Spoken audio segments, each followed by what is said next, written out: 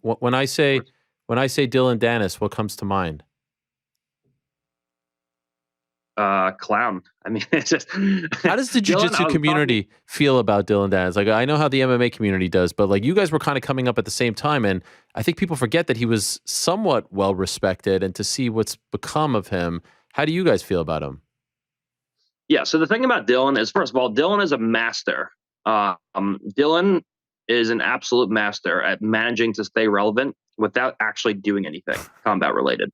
I don't know how he does it, but he does it, and props to him because he doesn't. First of all, I don't. His family must have money because he doesn't do anything to actually generate revenue. He doesn't have sponsors. If you look at his Instagram, he doesn't teach. He doesn't compete. Like I don't know. I don't know how he's not homeless. First of all, he must have like an inheritance or something.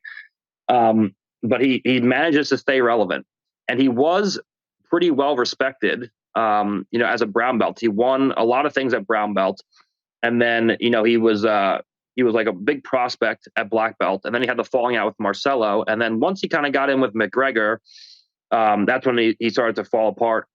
His popularity skyrocketed, but his career kind of fell apart from there.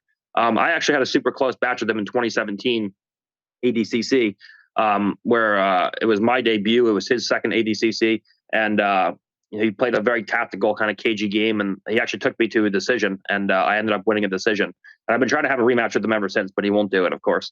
But he was pretty well respected coming up through brown belt. And then what people don't know about this is everyone thinks like he's like this badass. Well, then now I think they're kind of starting to realize. But if you actually look at the statistics, and I've been dying to actually say this on a big podcast, Dillon Danis has a record in jiu-jitsu since black belt of 18 wins and 16 losses.